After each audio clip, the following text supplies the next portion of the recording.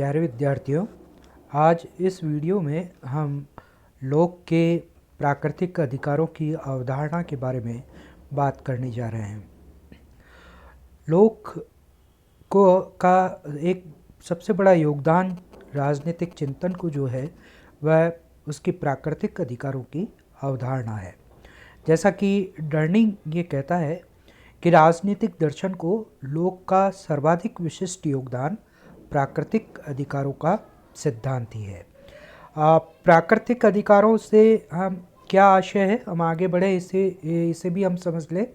प्राकृतिक अधिकार का अर्थ है जो प्रकृति से, यानी जो बाय बर्थ हमें व्यक्ति को जो अधिकार प्राप्त होते हैं उनको हम प्राकृतिक अधिकार कहते हैं। आधुनिक युग में जिन्हें हम मूल अधिकार या फंडामेंटल राइट्स कहते हैं, जिनके बाद जैसे भारत के संविधान में जो फंडामेंटल राइट्स दिए गए हैं, जिनके बारे में आपने सेकेंड ईयर में पढ़ा होगा, तो वो फंडामेंटल राइट्स या मूल अधिकार जो है वह प्राकृतिक अधिकारों की अवधारणा से ही उपजे हैं।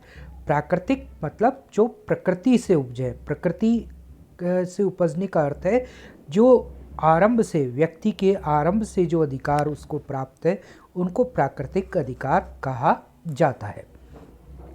लोक ने ये माना कि प्राकृतिक अवस्था में भी जब राज्य नहीं था तब भी प्रत्येक व्यक्ति को 3 प्राकृतिक अधिकार प्राप्त थे, और ये 3 प्राकृतिक अधिकार है। पहला जीवन का अधिकार, दूसरा स्वतंत्रता का अधिकार और तीसरा संपत्ति का अधिकार। वह ये कहता है कि ये जो तीनों ही अधिकार हैं ये ईश्वरीय है, प्राकृतिक है और इसलिए ये व्यक्ति के मूल अधिकार हैं। लोक ने ये माना कि इस प्रकृति का निर्माण ईश्वर ने सभी के उपयोग के लिए किया है, इसलिए प्रकृति में सबका समान अधिकार होता है। यानी नेचर ने जो कुछ दिया है वह किसी एक व्यक्ति का नहीं है, बल्कि वह सभी का है, सभी व्यक्तियों के लिए समान रूप से वह है। लोक राजा के देवीय अधिकारों का भी विरोध करता है। व्यक्ति का जीवन व शरीर ईश्वर व प्रकृति की देन है, जिसे छीनने का अधिकार केवल ईश्वर और प्रकृति को ही है। यानी जो जीवन का अधिकार जिसे हम कह रहे हैं, लोक ये कहता है कि ये जो जीवन है वो किसी लौकिक राजा ने नहीं दिया है, या वह उसका गुलाम नहीं है। ये शरीर, ये जीवन तो नेचर ने दिया है, यह शरीर हमें नेचर ने दिया है, ईश्वर ने दिया है। इसलिए अगर इस शरीर को छीनने का अधिकार किसी को है तो वह केवल नेचर को है या ईश्वर को है। यानी मैं दूसरे शब्दों में इस बात को यूँ कहूँ कि लोक ये कहता है कि व्यक्ति के शरीर को छीनने का अधिकार केवल नेचर को या ईश्वर को है। इसका तात्पर्य यह है कि हमारी जो मृत्यु है वह मृत्यु प्राकृतिक ढंग से होनी चाहिए, प्राकृतिक होनी चाहिए, अप्राकृतिक नहीं होनी चाहिए। यानी अन्य किसी भी प्रकार से, प्राकृतिक तरीके के अलावा अन्य किसी भी प्रकार से अगर व्यक्ति की मृत्यु होती है, यानी व्यक्ति स्वयं जन्म लेता है और बस स्वयं ही उसका शरीर धीरे धीरे मृत्यु को प्राप्त होता है, तो ये प्राकृतिक मृत्यु है। अन्य किसी भी प्रकार से अगर व्यक्ति की मृत्यु होती है, जैसे एक्सीडेंट में मृत्यु हो जाए या कोई व्यक्ति आत्महत्या कर ले, ये सब कुछ अप्राकृतिक है। तो वो ये कहता है कि दुनिया में किसी भी व्यक्ति संस्था को व्यक्ति के जीवन को छीनने का अधिकार नहीं है। ये व्यक्ति के शरीर को या जीवन को छीनने का अधिकार केवल नेचर और ईश्वर के पास है। दूसरा जो है स्वतंत्रता का अधिकार, वो ये कहता है कि प्राकृतिक अवस्था में मनुष्य को अपनी इच्छा के अनुसार कुछ भी करने की स्वतंत्रता होती है, किंतु एक नागरिक समाज में स्वतंत्रता का अर्थ है सरकार के कानूनों द्वारा समाज में लोगों को विधायी शक्ति द्वारा प्रदत्त समान आज़ादी। यानी एक प्राकृतिक अवस्था में जब राज्य नहीं था तब तो मनुष्य की आज़ादी का अर्थ ये था कि मनुष्य उस राज्यहीन अवस्था में या उस जंगली अवस्था में कुछ भी करने के लिए स्वतंत्र था, आज़ाद था। लेकिन जब हम एक मानवीय समाज बना लेते हैं जब हम एक नागरिक समाज बना लेते हैं या हम समाज की रचना करके समाज के भीतर जब रहने लगते हैं, तो वहाँ हमारी इस आज़ादी का अर्थ थोड़ा सा बदल जाता है। हमारी आज़ादी का अर्थ वहाँ पर हो जाता है सरकार के कानूनों के द्वारा, या जो विधानसभाएं या लोकसभाएं या जो भी कानून बनाने वाली सभाएं हैं, उन सभाओं के द्वारा बनाए गए कानूनों के अंतर्गत सभी व्यक्तियों को दी गई समान आज़ादी का अधिकार स्वतंत्रता का अधिकार कहलाता है। इस आज़ादी के अर्थ में ही हम सभी लोग समान होते हैं। लोग जन्मजात असमानताओं के आधार पर रूढ़िवादी असमानताओं को स्वीकार करता है।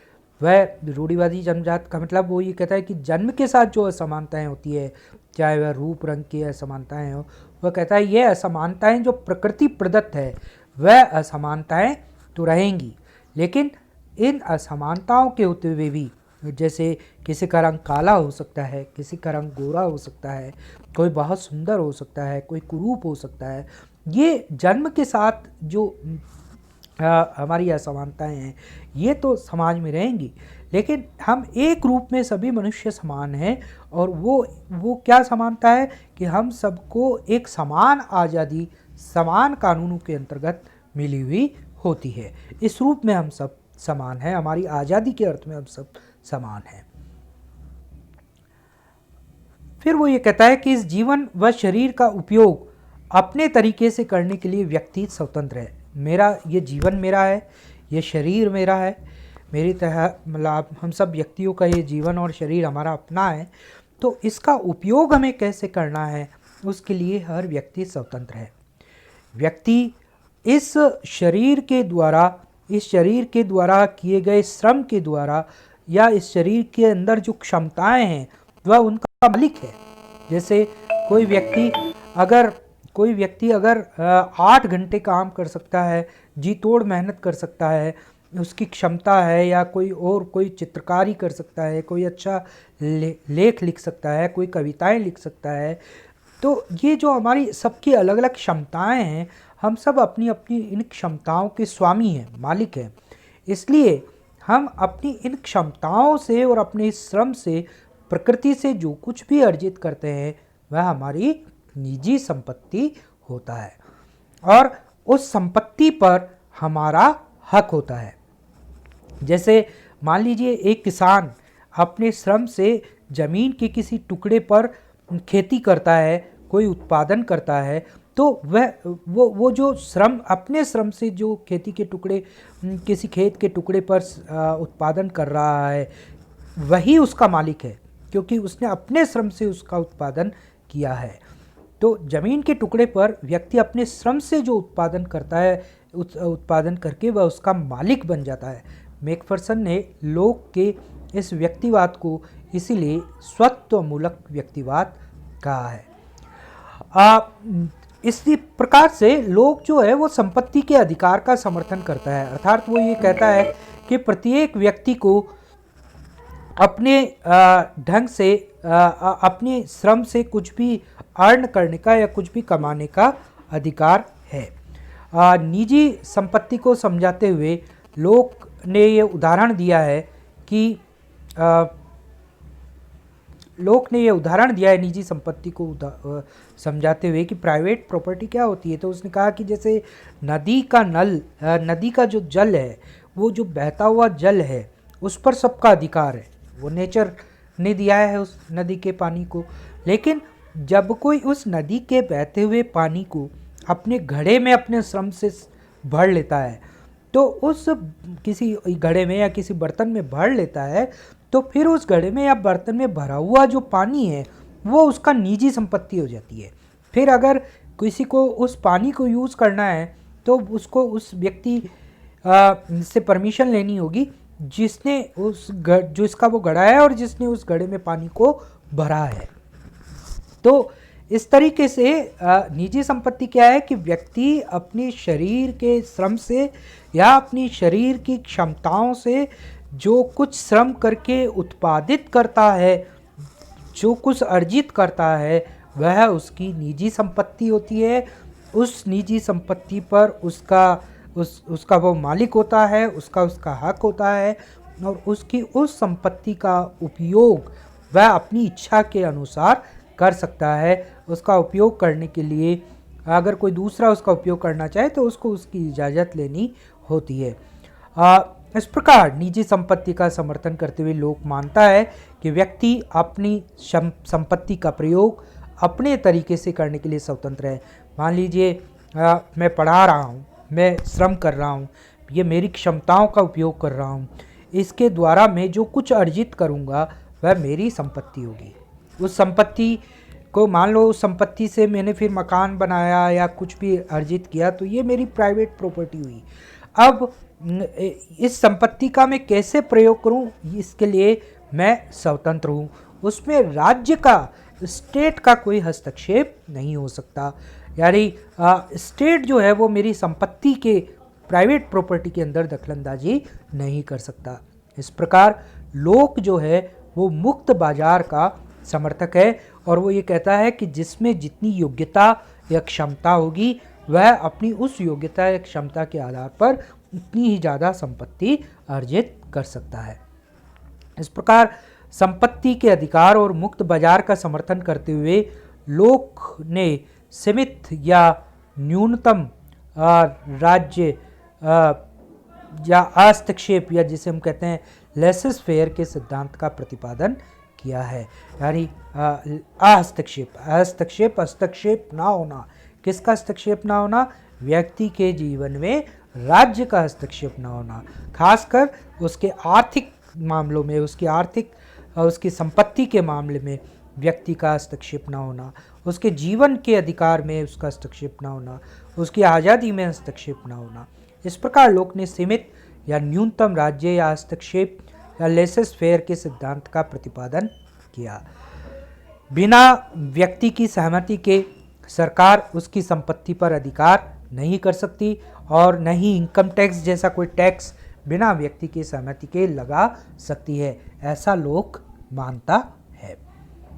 लोक में के मत में संपत्ति अर्जन मनुष्य का सबसे महान और सबसे प्रमुख उद्देश्य है। इसलिए संपत्ति के अधिकार को ही वह सबसे महत्वपूर्ण अधिकार मानता है, और वह यह मानता है कि इस अधिकार के सुरक्षित होने पर ही जीवन और स्वतंत्रता सुरक्षित रह सकती है। इसलिए वह सबसे ज़्यादा संपत्ति के अधिकार पर महत्व देता है। वह संपत्ति के सीमित उपभोग का समर्थन लोक नहीं करता। वह संपत्ति पर 3 सीमाएं भी लगाता है। किसी को भी संपत्ति को नष्ट करने का अधिकार नहीं है। लोक इसके विरोध में तर्क देता है कि मुद्रा के चलन के कारण से संपत्ति नष्ट नहीं की जा सकती। प्रॉपर्टी ट्रांसफ़र की जा सकती है, दूसरों को दी जा सकती है, लेकिन संपत्ति को नष्ट नहीं किया जा सकता।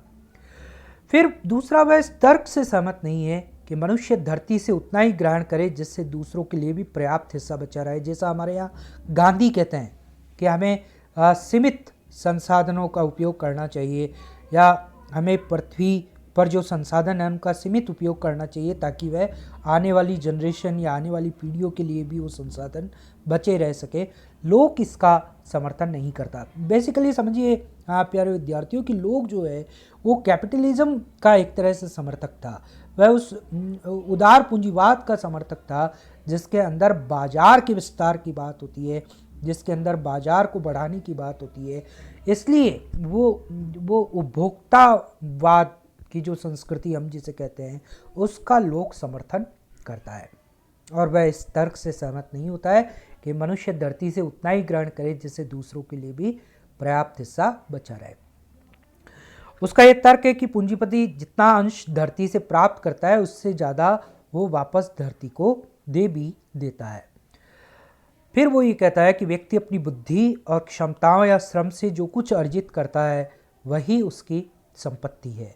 उसके अनुसार मनुष्य का अपने श्रम पर पूरा अधिकार है, इसलिए वह अपने श्रम को बाजार में बेचने के लिए भी स्वतंत्र है, क्योंकि ये शरीर उसका है, उसका अधिकार है। इसलिए वह अपने श्रम को अगर बाजार में बेचना चाहे और किस मूल्य पर बेचना चाहे, ये तय करना व्यक्ति का अधिकार है। जब श्रम एक बार बाजार में बिक जाता है तो फिर वह खरीदार का हो जाता है। जब आपने एक बार श्रम बेच दिया, यानी जैसे 8 घंटे के लिए किसी मजदूर ने सुबह बोली लगा दी कि मैं 8 घंटे काम करूँगा, इतने पैसे लूँगा, तो और फिर जो सामने वाला जो उसके उस श्रम को खरीद रहा है, वह अगर उस रेट पर तैयार हो जाता है तो फिर वो उसका श्रम उस खरीदार का हो जाता है। इस तरह से लोक पूंजीवादी तर्क देता है। मैकफरसन के अनुसार लोग संपत्तिवान व संपत्तिहीन वर्ग को समान रूप से विवेकशील नहीं मानता है। उसके मत में जो संपत्तिवान, जिनके पास पैसा है, वो यह समझ पाने में सक्षम होते हैं कि वर्तमान संपत्ति की रक्षा और भावी संपत्ति के संचय में ही उनका हित है और इसके लिए शांति व व्यवस्था आवश्यक है। यानी बात यह है कि मैकफरसन कहता है कि लोग ये कह रहा है कि जो पैसे वाले लोग हैं और जो गरीब लोग हैं, ये समान रूप से विवेकशील नहीं होते हैं, इनके विवेक में अंतर होता है। जो पैसे वाले लोग हैं वो पैसे की वैल्यू को समझते हैं और वह ये समझते हैं कि इस पैसे की या इस संपत्ति की रक्षा कैसे करनी है और भावी जीवन के लिए उसका उपयोग कैसे करना है, कैसे पैसे को बचा कर रखना है, कैसे उसको यूज करना है। और चूंकि उस संपत्ति से संपत्ति को जोड़ना है तो वो ये जानते हैं कि ये तभी होगा, व्यापार से व्यापार तभी बढ़ेगा, पैसा से पैसा तभी जुड़ेगा जब समाज में शांति होगी, जब समाज में लॉ एंड ऑर्डर मेंटेन रहेगा। इसलिए वह शांति और व्यवस्था को कायम करने में मददगार होते हैं। लेकिन जो गरीब लोग होते हैं उनमें ये सोचने का विवेक नहीं होता। यह भेदमूलक विवेकशीलता का विचार स्थापित करके लोक राज्य के हस्तक्षेप से संपत्ति को सुरक्षित कर लेता है और जो निर्धन लोग हैं उनको राजनीतिक सत्ता से दूर कर देता है। इसलिए वो कहते हैं कि निर्धन लोगों में समझ ही नहीं होती कि पैसे का कैसे उपयोग करना है, इसलिए उनको सत्ता से दूर रखा जाना चाहिए क्योंकि वे विवेक शून्य हैं। लोग के इन्हीं विचारों के कारण मैकफरसन ने कहा है कि लोग जो है वो मुख्यतः पूंजीवादी समाज का सिद्धांतकार है। Thank you very much.